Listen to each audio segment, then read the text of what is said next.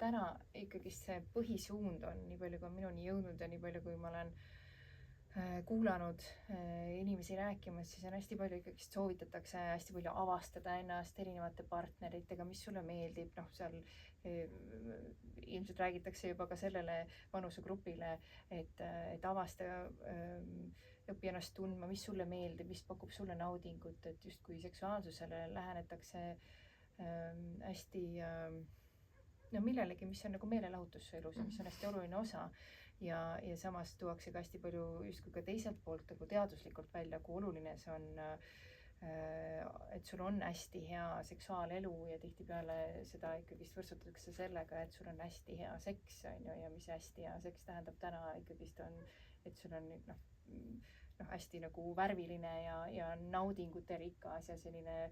võimalikult palju erinevaid, ma ei tea, võib-olla isegi partnereid või meetodeid või mingi mänguasju või mis iganes, et ta peab nagu hästi selline nagu kirev olema, et kui kuulata justkui seda, et või mõelda sellele, et ma pean nüüd valima ja tundma, õppima ja alles siis otsustama, kuna see mõjutab minu enese vaimset tervist ja ka üldse seda minu tee leidmist elus ja minu iseenese kuulamist, siis et see info võib olla täiesti justkui igav lausa selles maailmas, mis täna pakutakse selles suures meelelahutusmaailmas, mis seksuaalsus täna on, eks? Tõde ongi enamasti igav või inimesed ei taha tegelikult kuulda midagi, mis on väga lihtne, et enamasti on nii, et inimesel on probleem, on ju, ja siis ütled, et aga mine vaikusesse, lihtsalt hinga, igav, parem ju mingisugune pöörane meelelahutus sinna ette tuua. Et ma arvan, et samamoodi on seksuaalsusega, et tegelikult on inimesed hirmul kogeda midagi, mis on nii intiimne ja ilus kahe inimese vahel, et tahetakse panna sinna igasuguseid mänge vahele. Ja mitte midagi ei ole õige või vale, see ei ole vale, kui me mängime või teeme neid asju, lihtsalt me peame aru saama, mida see mäng tegelikult loob. Kui me kõik teame, mida see mäng loob, siis see, kes valib, mängigu. Lihtsalt mul on tunne, mis on probleem on praegu, on see, et inimesed ei tea, mis on selle mängu taga, mida see päriselt võib põhjustada. Ja siis hiljem elus nad avastavad, oih, ma olen endale haiget teinud. Aga mul ei olnud isegi, ma ei teadnud sellepärast, et ma kuskilt Cosmopolitanist või kuskilt lugesin, et see on täiesti okei niimoodi mängida ja teha. Aga kui me päriselt kõik, ükskõik kes seda kuulab, küsib endalt südamest, et mida ma päriselt soovin, mis on mulle tegelikult loomulik, siis ma arvan, et väga paljud need mängud tegelikult kukuvad maha, et me teeme neid tihtipeale sellepärast, et meile on teine inimene oluline ja tema tahab neid mängida ja siis justkui minnakse kaasa või on endal mingisugune koht, kus on vaja tõestada, et ma julgen küll nende mängudega kaasa minna või teha seda selliseks nagu need teised seal filmis või kuidas inimesed seda väljendavad. Aga kui me päriselt kuulame, siis seksuaalsus on ikkagi seotud armastusega, mida kõik otsivad, et mis see armastus on, mis see sõna siis on. Et keegi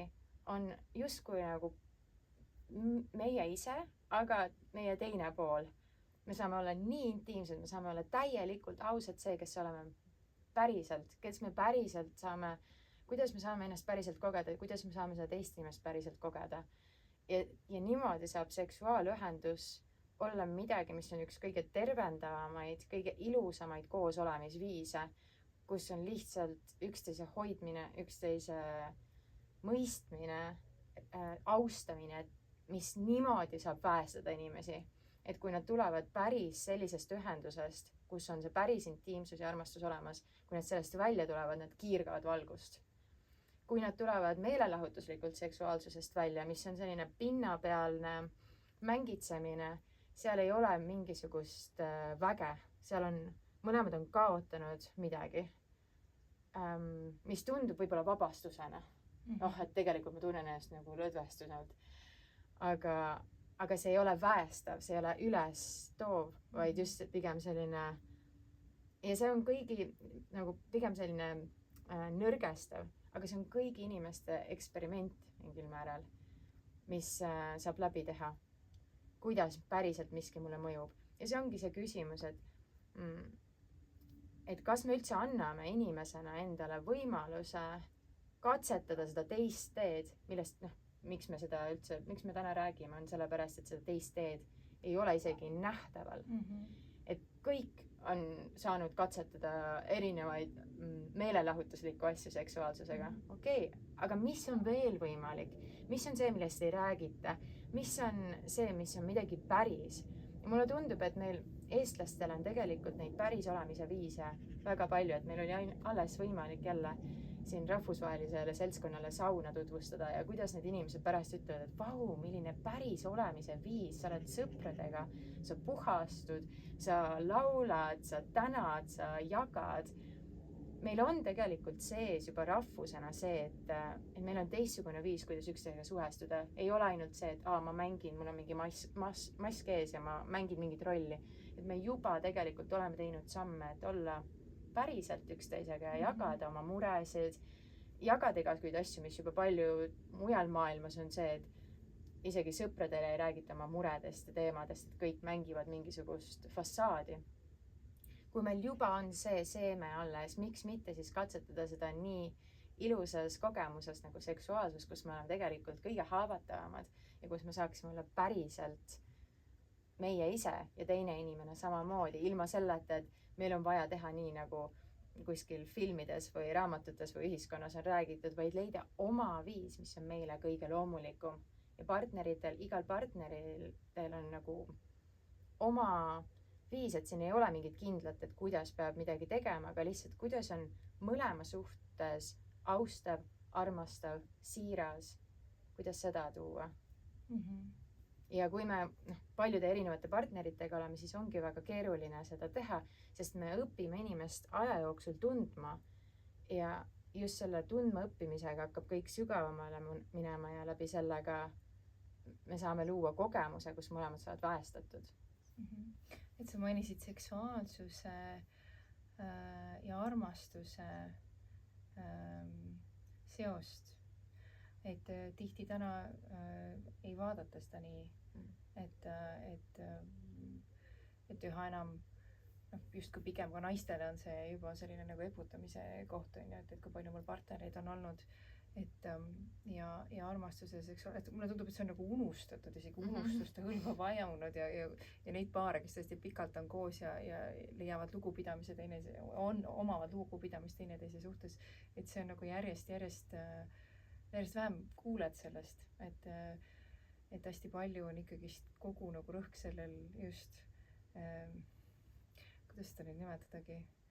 et sellisel nagu saavutusel isegi seksuaalses nagu võtmes, et kuidas, et kui sa mainid ja seksuaalsuse ja armastuse ja täpselt neid omadusi, et me tuleme välja, me oleme nagu paremad inimesed peale seksuaalühet oma partneriga, kellega me armastame, et see, mida minu kõrvad kuulevad läbi selle on, et kuidas see on seotud sellega, kuidas me järgmine hetk oleme oma perekonna, oma kolleegide, mis otsuseid me teeme oma töö juures ja sisuliselt nagu justkui see näib nagu olevat seeme kogu ühiskonna toimimise osas, et see, mismoodi on meie seksuaalsus, mismoodi me suhtume, mismoodi me hoiame oma seksuaalsust. Ja kuidas meie lapsed, kuidas meie ümbritsev seda kogeb, et nagu ma usun, et kui me kõik korraks toome ennast tagasi lapsepõlve või et kui mina olen laps, kui paljud tegelikult kui üldse seksuaalsuse teema tuua nagu ja laps küsitleb neid asju, kui see on mingisugune tabuteema, sellepärast et see on nii ihasid täis, siis lapsel ongi nagu, et mis asi see on. Aga kui ta näeb, et tal on ema-isa, kes üksteist armastavad ja üksteist hoiavad ja kui nad suudlevad või on koos, siis see ei ole kuidagi niimoodi, et seal on midagi väära, sest seksuaalsus samamoodi saab olla midagi väga siirast, see on nagu ja ühel hetkel see saabki muutuda, kui mõlemad partnerid valivad, et see saab olla nende teekond tervenemisele, siis see saabki olla justkui nagu kaks inimest hoiavad käest kinni, ainult see on veel intiimsem. Aga nüüd see on muutunud millekski selliseks, mida peab varjama või kus on mingisugused veidrad fetišid või mängud. Ja ma arvan, et tegelikult on näha, et kellel on kõige rohkem partnereid, kõige rohkem see seksuaalsus nii suures fookuses, see on kõige katkisem inimene tegelikult. Sellepärast, et ta otsib, et ennast täita kogu aeg millegiga, mingi kogemusega. Aga kui mõlemad partnerid tunnevad,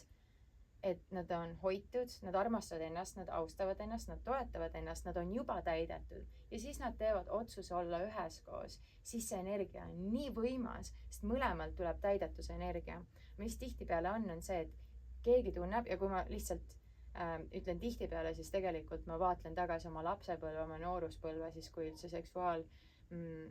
fookus tuli ja see huvi oli see, et mina tunnen, et ma võib-olla ei ole ilus. Ma tunnen, et ma ei ole väärtuslik, ma tunnen, et ma ei ole tunnustatud ja minus on justkui need augud.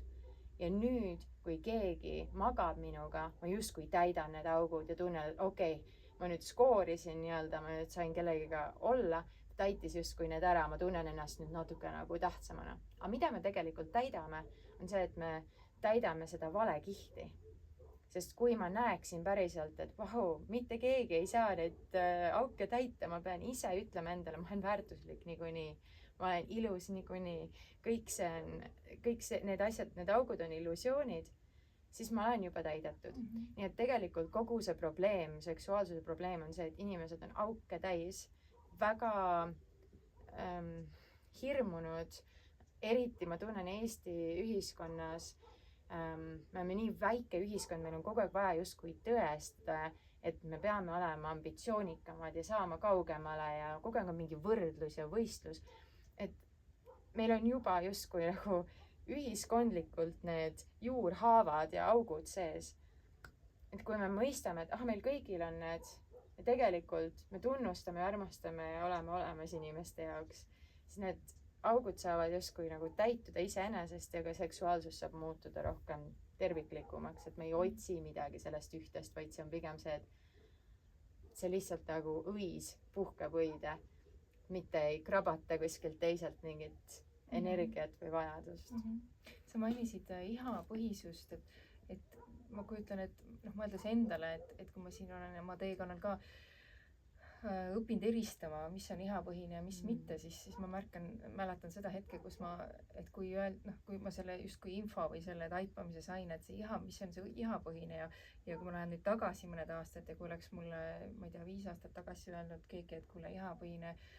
seksuaalsusel ja seksuaalsusel on nagu vahe armastuspõhisel, siis ma ei oleks tegelikult nagu isegi nagu aru saanud, et mis see tähendab, sest et mulle tundub, et kui iha ei ole seksuaalsuses, et siis ei olegi ju seksuaalsus. Kus sa üldse alustad seda? Sa räägiksid rohkem sellesse ka, sest see võib hästi palju segadust tekitada, minusse kindlasti see tekitas segadust. Iha on siis miski, et ma tahan midagi, ma ihaldan midagi, mul on midagi vaja. Nii et ihapõhine, see tähendab seda, et ma alustan ükskõik siis, on see seksuaalakt, on see kõne kellegiga, on see loominguline töö, mida iganes, alustan sellest, et ma tahan midagi saada.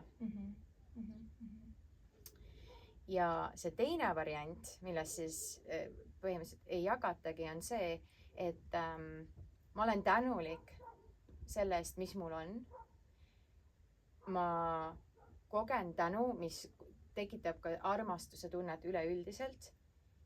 ja sellest impulsist ma jagan teisega. Ja see ei tähenda nüüd seda, et seksuaalakti alguses seal võib olla muidugi see, et sa koged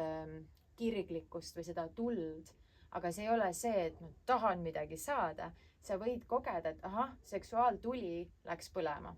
Energia hakkas liikuma 2 inimese vahel, sa oled sellest teadlik, aga sa ei lase nüüd sellel tulel justkui võtta kontrolli üle. Mis ihaga juhtub, on see, et seksuaaltuli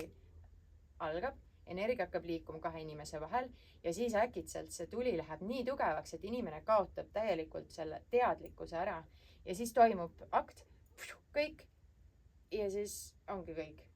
Nüüd teine variant on see, et seksuaaltuli tõuseb, mõlemad on teadlikud, nad näevad, kuidas see energia hakkab liikuma nende vahel ja sellel hetkel nad hoiavad teadlikkust sellel tulel ja kui minnakse ühendusse, siis me hoiame seda tuld üheskoos ja see tuli hakkab justkui muutuma valguseks, midagi hakkab muutuma üheskoos läbi selle, et me oleme teadlikud. Ja see on siis, võiks öelda, läbi armastuse toimub muutus, mitte ei võta justkui see suur vägi kontrolli meie üle. Sest tihtipeale, kui me räägime ka inimestega, kui nad on teinud midagi nii-öelda, muidugi juhtub see vahel ka mingi alkoholi või mingite ainete mõju all, aga vahel ongi see, et inimene mõtleb, et ma ei tea, kuidas see juhtus. Ma ei tea, kuidas ma sihukese inimesega üldse magasin või nagu paljud on šokeeritud võib-olla oma tegudest. See on sellepärast, et nad lihtsalt on lubanud sellel toorel energial, selles loomisjõul, mis meis kõigis on, lihtsalt kontrolli võtta ja kaotanud oma teadlikkuse ära millegipärast. Aga kui me lubame endale, et ma tahan õppida, mis see energia on, mis see toores energia, mis ma saan sellega teha, me hakkame õppima vaikselt samm-sammu haaval, kuidas seda energiat valitseda, teha koostööd selle energiaga, siis kõik muutub täielikult, siis ei saa olla niimoodi, et toimub mingisugune kooma langemine, et me ei panegi tähele, mis juhtunud on. Ja siis see teadlikkus hakkab muutma kogu seda ihapõhist, ma tahan midagi saada, mul on midagi vaja, selleks, et toimub palju hingelisem ühendus ja see läheb nii kaugele, sest üks asi on lihtsalt see, et kehad ühenduvad, aga näiteks 2 keha ühenduvad, mehe ja naise keha ühenduvad, mees võib-olla mõtleb mingisugusele mis iganes mälestusele, mis ta on näinud kuskilt filmist, naine mõtleb mehe musklitele. Mõlema meeled ei ole tegelikult selles kogemuses. Võib-olla nad tunnevad samuti, naine tunneb ennast natuke ebamugavalt, aga ta sõidab läbi selle, et ta on juba selles ühenduses. Me ei ole teadlikud, mida me päriselt kogeme. Aga kui me aeglustame seda ja hakkame jälgima, mida ma kogen